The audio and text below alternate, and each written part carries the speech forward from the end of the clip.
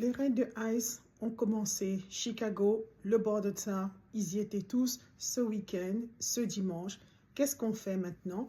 On ne cède pas à la panique. Vous suivez cette page justement parce qu'on va vous tenir informés.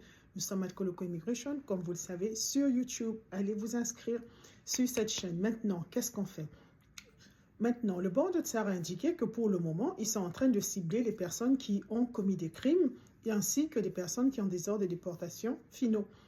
Mais il faut savoir que dans leur raid, il se trouve que certains d'entre vous pourraient se retrouver pris dans les filets. Pourquoi? Mais parce qu'ils ne font pas la distinction. Alors maintenant, qu'est-ce qu'on fait? Il faut se préparer. On a un guide qu'on a préparé pour vous. Qu'est-ce que vous devriez faire si vous vous trouvez devant ICE? Une chose est certaine, surtout ne signez aucun document parce que sinon vous ne pourrez pas en fait le renier. Vous avez le droit de rester silencieux. Mais maintenant, aussi côté stratégie, pour aller plus en détail, si je puis dire, vous êtes éligible pourquoi en fait?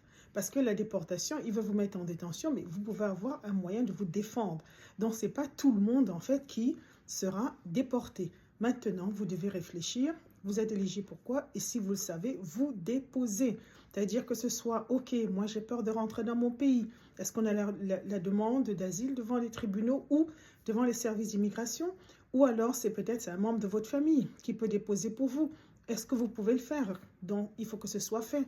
Faites-le parce que vous ne voulez pas vous retrouver en détention où vous aurez beaucoup plus de mal à justement déposer votre demande. Faites-le et ayez la copie, que ce soit le reçu, que ce soit la notice qui montre que vous êtes devant la cour.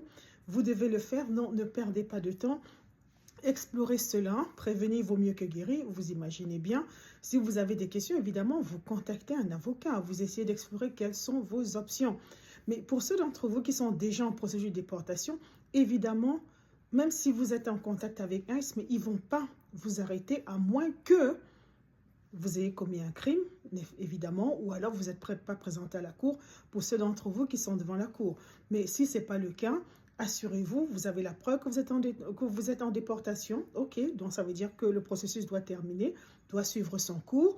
Pour ceux qui ont des demandes devant l'immigration, dans certains cas, si vous êtes considéré comme parent proche, ben oui, vous avez le droit d'attendre. Et je parle même de ceux qui ont des visas qui ont déjà expiré. Mais par contre, il y a dans d'autres situations, ça ne s'applique pas forcément à tout le monde. Donc faites attention à ça. On fera d'autres vidéos justement pour vous expliquer, bon maintenant, si vous êtes en détention, vous faites comment vous faites pour sortir de là, mais qu'est-ce qui se passe? Qu'est-ce que le gouvernement est supposé prouver? Et qu'est-ce que vous êtes supposé prouver? Parce que ce n'est pas forcément automatique.